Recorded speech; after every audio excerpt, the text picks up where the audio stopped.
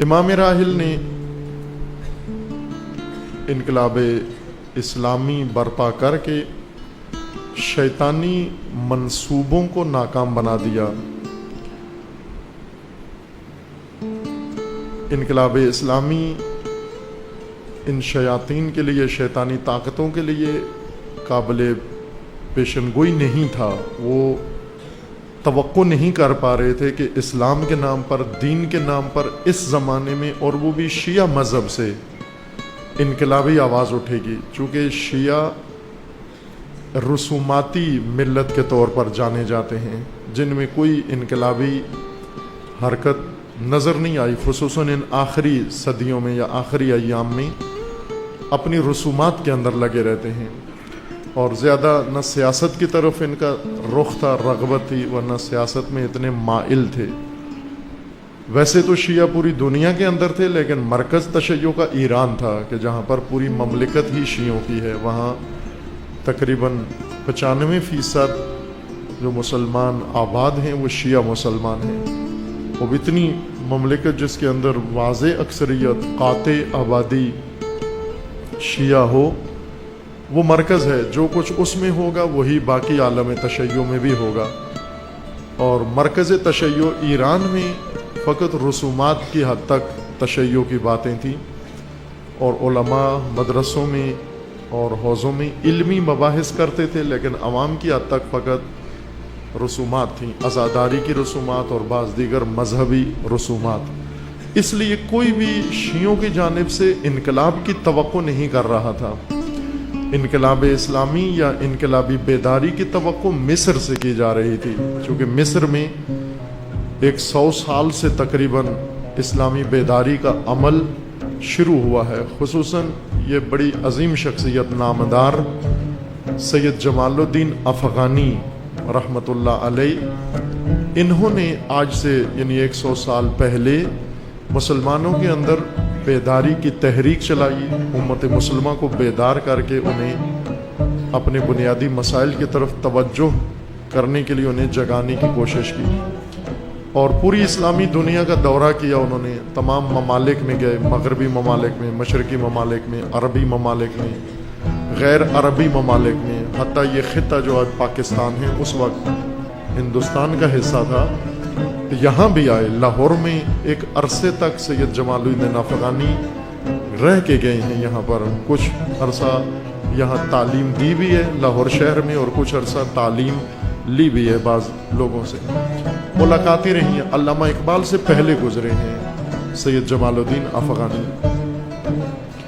انہوں نے پوری دنیا میں، افغانستان میں، ہندوستان میں، ایران میں، ترکی میں اور مصر میں اور دیگر، اس وقت خلافت عثمانیہ تھی، مسلمانوں کی بڑی سلطنت ترکی کے اندر تھی، اور عثمانی حکومت پورے عرب علاقے پر اور باقی غیر عرب علاقے پر حکمرانی تھی۔ ہندوستان کے مسلمان عثمانی حکومت سے باہر تھے، اور ایرانی باقی سب کے سب عثمانی حکومت کے تحت زندگی بسر کر رہے تھے۔ سید جمال الدین نے بڑا عرصہ ترکی کے اندر گزارا، اور سیاستدانوں سے، علماء سے، مختلف طبقات سے، پڑھے لکھے لوگوں سے نشستیں کرتے، انہیں متوجہ کرتے، جگاتے، بیدار کرتے، شیعوں کو، سنیوں کو، مختلف مسالک کو، اور انہیں آگاہ کرتے کہ اتنی بڑی اسلامی جمعیت ہے اور گم ہے، اس کا کوئی وجود نہیں ہے، اور ان کے اوپر انگریز حکومت کر رہے ہیں، ان کے اوپر دوسرے حکومت کر رہے ہیں، اور آہستہ آہستہ ان کی اسلامی شناخت مٹتی جا رہی ہے۔ یہ سید بزرگوار تھے جہاں کے بھی، لیکن افغانی کے نام سے اپنی شہرت انہوں نے بنائی، سید جمال الدین افغانی۔ ویسے ایرانی اصرار کرتے ہیں کہ یہ ایرانی تھے، لیکن وہ ان جھگڑوں میں نہیں پڑتے تھے، میں کہاں کا ہوں، لقب اپنا افغانی استعمال کرتے تھے۔ عربی زبان بڑی خوبصورتی سے بولتے تھے، ترکی زبان، فارسی زبان، فرینچ، انگلش، یہ زبانیں ان کے لیے بہت ہی آسان و انہوں نے سیکھی ہوئی تھیں، اور ان میں تبلیغ کیا کرتے تھے۔ مصر میں انہوں نے ہندوستان میں بھی آ کر بیداری کا بیج بویا، انہوں نے ایران میں بھی جا کر بیداری کا بیج بویا، انہوں نے نجف بھی جا کر بیداری کا بیج بویا، عرب ملکوں میں گئے، ترکی میں گئے، لیکن جہاں فوراً سید جمال کی تحریک کا فوری رد عمل ظاہر ہوا، یا آپ جس کو کہتے ہیں اپنی زبان میں، مادری زبان میں، رسپانس ملا ان کو، وہ مصر تھا۔ مصر میں بہت اچھے شاگرد سید جمال کو میسر آئے، جن میں ایک بڑا لائق شاگرد ان کے تھے شیخ محمد عبدو۔ شیخ محمد عبدو ان کا نام تھا، لیکن محمد عبدو کے نام سے معروف ہیں۔ مشہور تفسیر ہے ان کی، تفسیر المنار۔ یہ پہلی شخصیت ہے جو سید جمال سے انہوں نے فکر لی۔ یہ جامعۃ الازہر کے وائس چانسلر رہ چکے ہیں، مصر کے مفتی اعظم رہ چکے ہیں، اپنے زمانے کے بہت بڑے جید عالم، اہل سنت کے متفقہ عالم تھے۔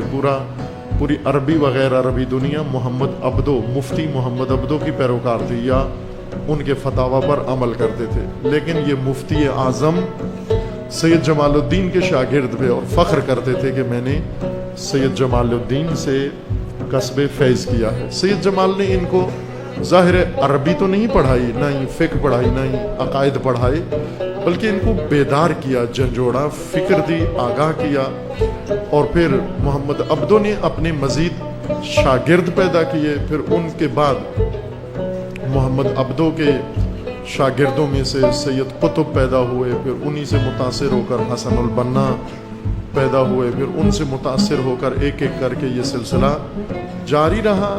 پھر بعد میں انہی بیدار لوگوں نے اخوان المسلمون ایک جماعت بنائی، نظریاتی جماعت، مکتبی جماعت، جس کی کوشش یہ تھی کہ اسلامی نظام و اسلامی بیداری دنیا اسلام میں پیدا کریں۔ یہی وہ لوگ تھے جنہوں نے مبارزہ کیا جمال عبد الناصر کے خلاف، یہی وہ لوگ تھے جنہوں نے، اور ان کی ایک شاخ اور تھی جہاد اسلامی، اس کے ایک رکن نے خالد اسلامبولی، جو ظاہراً میجر تھا اب فوج میں، مصری فوج کے اندر میجر کے عہدے پر تھا یہ افسر، اس نے ایک پریڈ کے دوران انور سادات جو پریزیڈنٹ تھا ملک کا، بہت ہی طاقتور، اس کو پریڈ کے دوران، جو قومی پریڈ ہوتی ہے، ان کے قومی دن، اپنی بندوق سے گولی کا نشانہ بنایا اور مار دیا، جس نے اسرائیل کے ساتھ مصر کا معاہدہ کروایا تھا۔ اس طرح کی انقلابی حرکت مصر سے تھی۔ ساری دنیا یہ توقع کر رہی تھی کہ انقلاب اسلامی، دینی مذہبی انقلاب مصر میں آئے گا، لیکن ایسے نہیں ہوا۔ صدی پوری گزر گئی، لیکن مصر میں ابھی تک انقلاب اسلامی برپا نہیں ہوا، جہاں سب سے پہلے بیداری شروع ہوئی۔ اگرچہ سید جمال نے مصر میں سب سے پہلے بیداری کا بیج نہیں بویا، ہر دوسری سرزمینوں پر بھی بویا، لیکن مصر میں اس کا اثر زیادہ ہوا، بیداری عام زیادہ ہو گئی۔ ایران میں بھی آ کر سید جمال نے یہ کام کیا، لیکن ایران میں سید کو بہت عبرتناک طریقے سے سزا دی گئی، بہت عبرتناک طریقے سے سید جمال کو، جیسا کہ ہر اس طرح کی شخصیت کے ساتھ ہوتا ہے۔ چونکہ ایران میں اکثریت شیعہ تھے، اور شیعہ بھی بالکل روایتی طرز کے شیعہ، علماء بھی اور عوام بھی، سید نے آ کر بیچ میں بیداری کی باتیں کی، الگ تھلگ باتیں کی، اور اس کی سزا یہ دی انہوں نے کہ ان کو بہت سخت انہوں نے پٹائی کی، توہین کی، تہمت، بہتان، اور بڑے برے انداز سے، حتیٰ بعض کہتے ہیں کہ بے ہوش کر دیا انہوں نے، لیکن کچھ لوگوں نے ان کو ایران سے نکالا، جان بچائی، ترکی میں جا کر انہوں نے پناہ لی، اور پھر وہاں سے آگے دوسرے ممالک کے اندر رہے۔ ایران میں ایک مشہور واقعہ پیش آیا ہے انگریزوں کے زمانے میں، جب ہندوستان پہ انگریزوں کی حکومت تھی، اسی زمانے میں انگریز چاہتے تھے ایران پر بھی قبضہ کرنا، اور انہوں نے جس طرح ایسٹ انڈیا کمپنی نے یہاں تجارتی لائسنس بنوایا انڈیا کے ساتھ، بھارت ہندوستان کے ساتھ بر صغیر کے اندر تجارت کا، اور وہ اس وقت کی حکومت نے دے دیا، جس کے نتیجے میں انہوں نے تجارت کے لائسنس کے بہانے آ کر پورے ہندوستان پر قبضہ کر لیا، اور پھر سال ہر سال اس پہ قابض رہے، جس کے اثرات ابھی تک باقی ہیں غلامی کے۔ یہی فارمولہ انہوں نے ایران کے اوپر آزمایا، اور ایران کے ساتھ بھی ایک تجارتی معاہدہ کیا، اور وہ تجارتی معاہدہ تھا تمباکو کی کاشت کا، کہ ایران کے اندر تمباکو کی کاشت کا لائسنس ایسٹ انڈیا کمپنی کا ہوگا، اسی کمپنی کا جس نے ہندوستان میں لائسنس لیا تھا تجارت کا۔ انہوں نے تمباکو کی کاشت کا لائسنس ایران میں لیا اور گورنمنٹ نے دے دیا. اس وقت کی حکومت نے قاجاری بادشاہ تھا, اس نے کچھ رشوت لے کے پیسے لے کر یہ لائسنس دے لیا.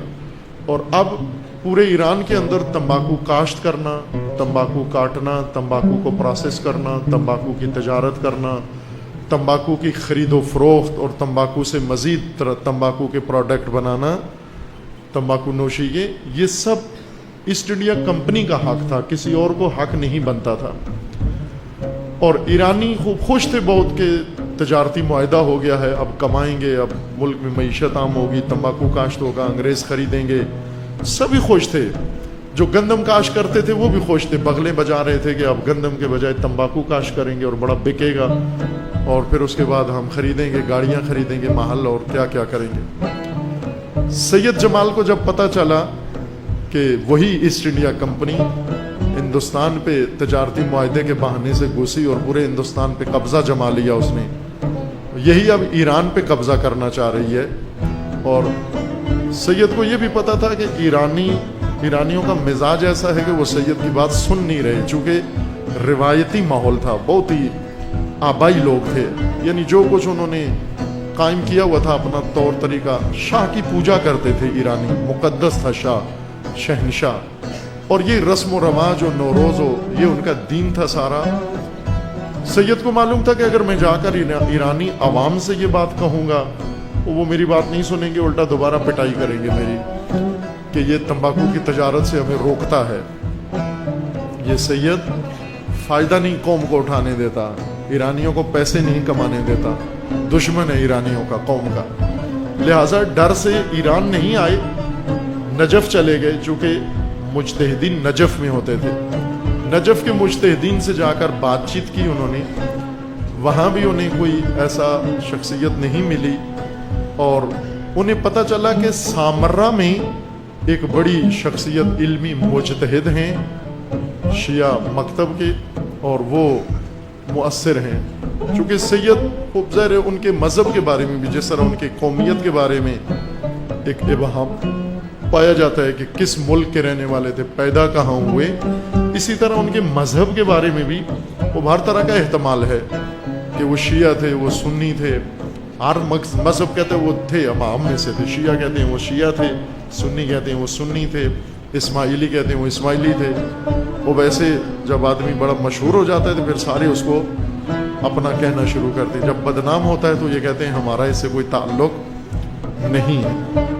سامرہ میں گئے, وہاں پر ایک بڑی عظیم شخصیت تھے, آیت اللہ مجتہد مرزا شیرازی کے نام سے.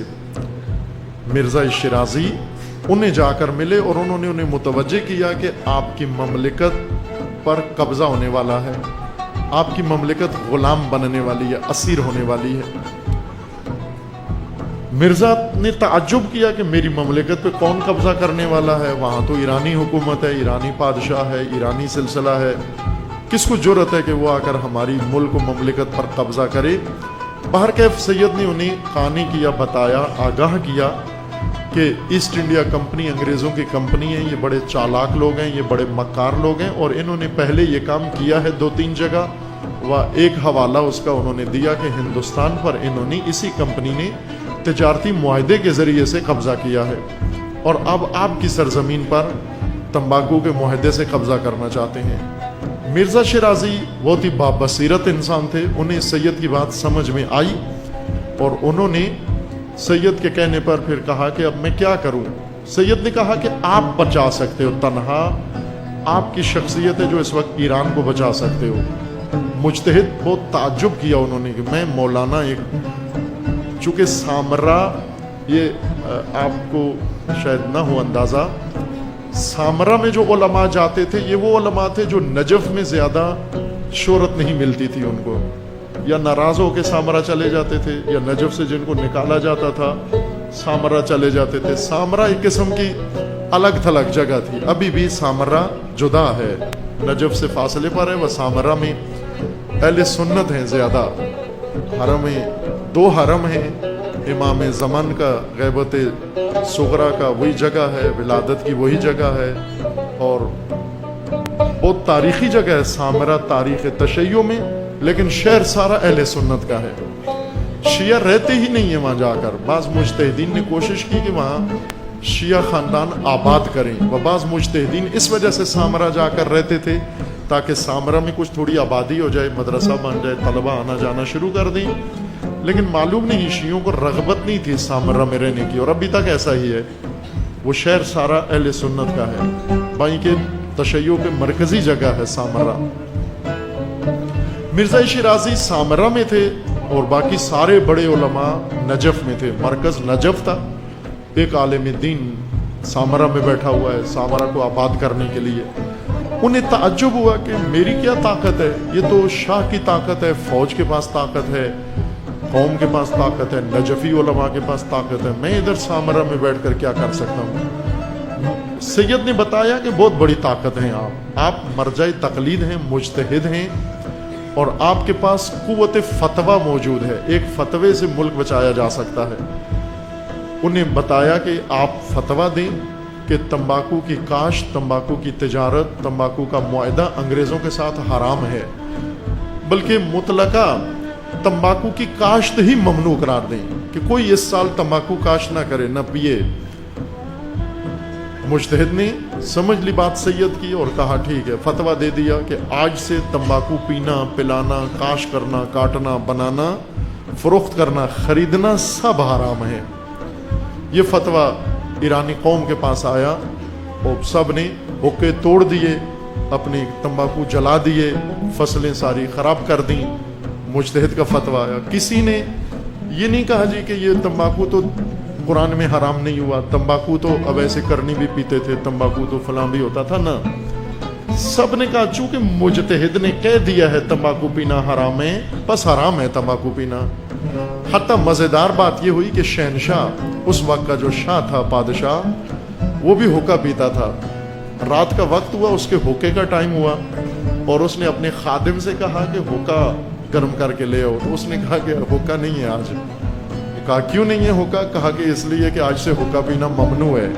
اور شاہ کو بڑا غصہ آیا کہ بدتمیز آدمی, میں شہنشاہ ہوں ملک کا اور تو مجھے کہہ رہے کہ حقہ پینا ممنوع ہے. اس نے کہا ہاں ممنوع ہے بالکل. کس نے ممنوع قرار دیا؟ کہا مجتہد نے ممنوع قرار دیا.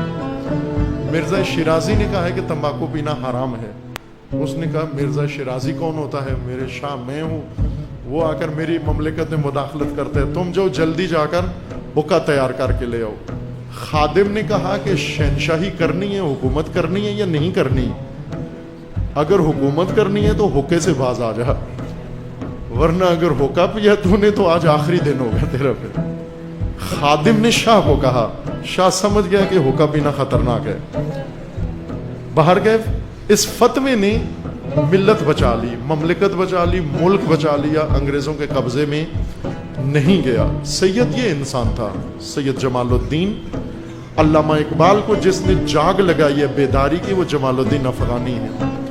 ورنہ علامہ اقبال بھی اوائل میں یہ صوفیوں سے بڑے متاثر تھے, جاتے تھے بہت سارے لوگوں کے پاس اور ان کی باتیں بڑی اچھی لگتی تھی, چونکہ صوفی بڑی اچھی باتیں کرتے ہیں, کسی کے ایسی دشمنی والی, نفرت والی فلاں بات نہیں کرتے, بڑی اچھی اچھی باتیں کرتے ہیں.